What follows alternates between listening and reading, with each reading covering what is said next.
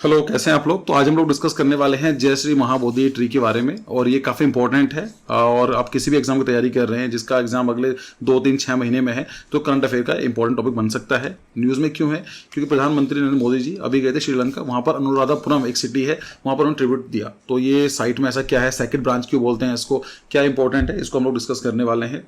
और अगर आप चैनल पहली बार आए हैं तो उसको सब्सक्राइब कर लीजिए। तो यहाँ पर आप देख सकते हैं मोदी जी हैं, तो यहाँ पर ये साइट पर गए हैं और अपना जो है एक ट्रिब्यूट दे रहे हैं। देखो, अगर हम इसके बारे में बात करें, जो ये सिटी है अनुराधापुरम, ये श्रीलंका के नॉर्दर्न पार्ट में है, लाइक दिस इज श्रीलंका। तो यहाँ पर आपको देखने को मिलेगी। तो ये है, so it is the world oldest cultivated plant माना जाता है। दुनिया का सबसे पुराना कल्टीवेटेड प्लांट है, मतलब नेचुरली ग्रो नहीं हुआ था, उसको क्या था, एक जगह से उठा के कहीं दूसरी जगह पर लेकर जाया गया, जो सबसे पुराना ट्री माना जाता है। So Jaya Sri Mahabodhi tree stands as a living botanical wonder in Anuradhapuram. Context क्या है कि यह है कि जहां गौतम बुद्ध को जिस ट्री के नीचे ज्ञान की प्राप्ति हुई थी, एनलाइटमेंट मिला था, ठीक है, तो बोधि ट्री था, उसका ही एक सैपलिंग वहां से उठा के श्रीलंका लेकर जाया गया और वहां पर उसको प्लांट कर दिया गया। तो ये है, it grew from a branch of the original Bodhi tree under which Buddha attained the enlightenment. इसलिए इंपॉर्टेंट है। अब जो ओरिजिनल बोधि ट्री था वो तो खत्म कर दिया गया, डिस्ट्रॉय कर दिया गया था, लेकिन इनकी एक सैपलिंग वहां भी गई है, तो उसकी वैल्यू इसलिए इंपॉर्टेंट है। So it's UNESCO world heritage site, तो यूनेस्को के लिए इंपॉर्टेंट है, like now recognise globally as a world heritage site of immense cultural importance. तो कल्चर के हिसाब से, बिकॉज बुद्धिज्म जो है एक इंपॉर्टेंट रिलीजन है ऑफ द वर्ल्ड, तो वहां पर उसकी वैल्यू बहुत ज्यादा है, इसीलिए कल्चर सिग्निफिकेंस की बात की जा रही है यहाँ पर। तो संघमित्रा सेकंड मिशन के बारे में बात करें, देखिए क्या था, अशोका की बेटी थी, डॉटर थी, और उन्होंने ये जो सैपलिंग यहाँ से उठा के श्रीलंका लेके गई थी। सो हुआ क्या था कि जो 3 काउंसलिंग हुई थी, काउंसिल हुई थी, मतलब क्या था कि जब लॉर्ड बुद्धा निर्वाणा अटेंड कर लिया था, मतलब जब उनकी मोक्ष की प्राप्ति हो गई थी, अगर सिंपल लैंग्वेज में बात करूँ, तो उसके बाद बुद्धिज्म को कैसे चलाना है, उसके डिफरेंट मतभेद पैदा हो गए थे, लाइक डिफरेंट ओपिनियन पैदा हो गए थे। तो उसको सोल्व आउट करने के लिए कुछ काउंसलिंग की गई थी। तो पहली काउंसिल हुई, दूसरी काउंसिल, तीसरी काउंसिल। जो थर्ड काउंसिल थी उसमें यह डिसाइड किया गया कि जो अशोका थे, उन्होंने बोला कि अशोका ने होस्ट की थी इस काउंसिल को कि भाई बताओ क्या क्या चीज़ें चल रही हैं, कहाँ पर जो आपके डिफरेंसेस हैं उन्हें क्लियर करते हैं। तो यहाँ पर ये वाली बात आई थी कि जो मिशनरीज होंगे वो दूसरी जगह पर इंडिया से बाहर जाएंगे और वहाँ बुद्धिज्म को स्प्रेड आउट करेंगे। तो उसी के एक जो काम था ये था कि उनकी जो डॉटर थी, उन्होंने, जिनका नाम था संघमित्रा, उन्होंने एक सैपलिंग बोधि ट्री की वहां से उठाई और उसको श्रीलंका लेकर जाकर प्लांट कर दिया। सो जर्नी टू लंका, तो Sanghamitra Ashoka daughter carry the second branch across the sea. तो समुद्र के रास्ते होते हुए वहां पर श्रीलंका ले गई, और यहाँ पर the sapling is careful planted, it grows into the mighty tree we see today. और आज हम जो देखते हैं एक्चुअली उसी का ही, सैपलिंग का ही एक बड़ा रूप है, तो इसलिए आपका इंपॉर्टेंट है। सो अनुराधापुरम की बात करें तो सिटी ऑफ सेक्रेड गार्डन ये बोला जाता है। पॉलिटिकल कैपिटल रहा है लगभग 1300 साल तक। जो वहाँ की डायनेस्टी थी, रूल करती थी, वहाँ की कैपिटल सिटी हुआ करता था। So Anuradhapuram flourished as Sri Lanka political centre for 13 years, king rule from the second city. Religious significance के बारे में बात करें, the city hosted numerous monasteries and stupas. तो यहाँ पर आपको बुद्धिज्म के, क्योंकि यहाँ पर आप समझ सकते हैं कल्चरल सेंटर बन चुका था, तो वहाँ पर आपको मोनेस्ट्रीज देखने को मिलेंगे, वहाँ पर स्तूपास देखने को मिलेंगे। So Buddhist Pilgrim travel from across from the Asia. तो अगर हम बात करें पूरे एशिया से जो भी लोग फॉलो करते हैं, तो श्रीलंका में इस पार्ट को एक बार विजिट करना चाहते हैं। आर्टिफिशियल मार्बल के बारे में बात करें, so engineer created sophisticated irrigation system. तो यहाँ पर जो इरिगेशन सिस्टम बनाया गया था, massive stupas rival the pyramid in this scale and precision. तो आप यहाँ पर देख सकते हैं, of course it is AI generated image है, लेकिन वहाँ पर आपको बहुत कुछ देखने को मिल जाएगा। अगर हम बात करें fall of the great city की, एक सिटी का जो डिक्लाइन कैसा हुआ था, तो first of all height of glory. So Anuradhapuram reaches it zenith at the Buddhist centre. तो कोई भी चीज़ होती है, ग्राफ की बात करें तो अगर कोई चीज़ अटेंड कर रही है तो कहीं ना कहीं उसको डिक्लाइन होना होता ही है। एक लिमिट तक, एक हाई कैपेसिटी तक आप सर्वाइव नहीं कर सकते हैं, ये सभी के साथ है।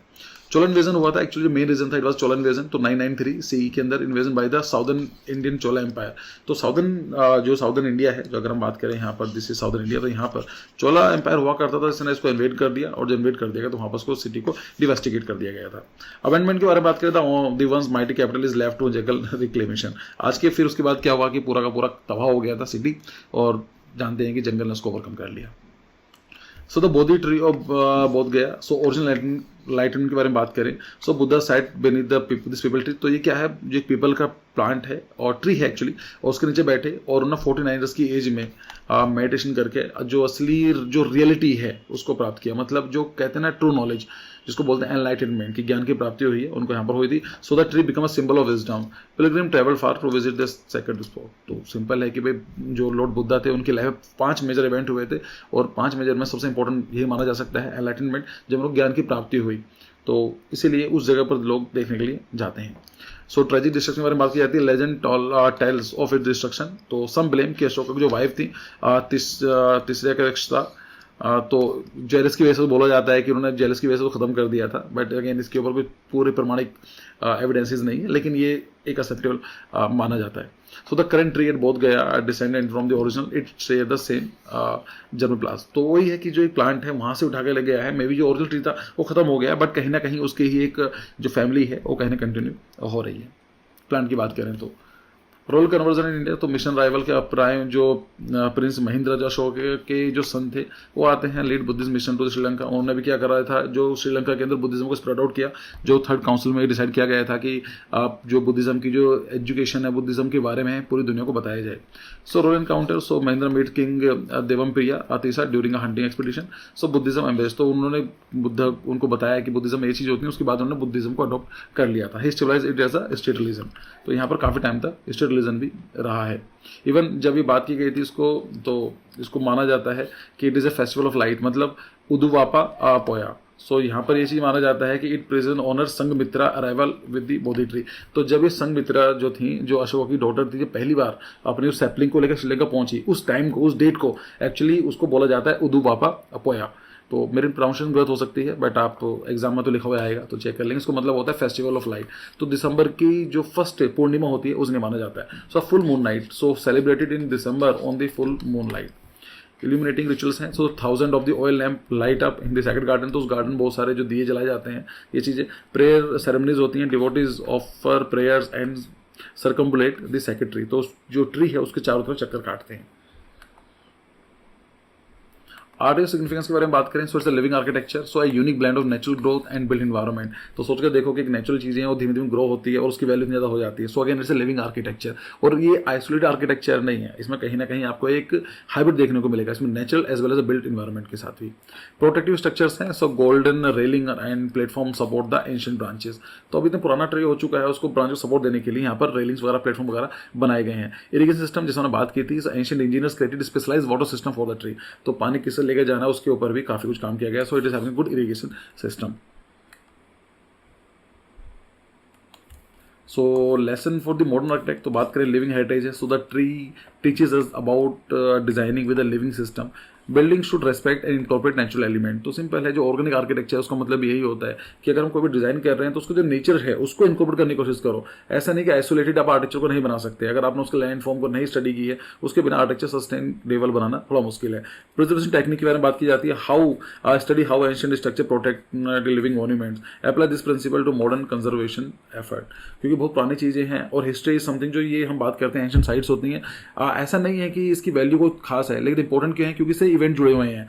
कोई भी चीज़ है, अगर आप बात करें जैसे ताजमहल ने, ताजमहल को आज ही बनाना बहुत आसान है, लाइक आज हमारे पास 3D प्रिंटिंग से सब कुछ है, बट क्या आपको लगता है ताजमहल अगर आज बना दिया जाए उसकी सेम वैल्यू रहेगी? नहीं, वैल्यू सेम रहेगी। क्यों? रीजन बहुत सिंपल है, क्योंकि जो चीज़ें होती हैं ये टाइम के साथ आती हैं, तो टाइम कहाँ से लेकर आओगे?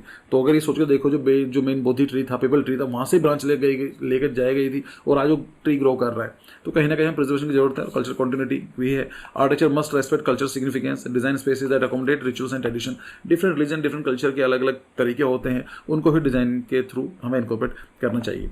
So this is the end of the video. कुछ सीखने को मिला होगा तो मुझे बताइएगा जरूर, और ऐसे ही वीडियो के लिए बने रहिए। See you in the next video.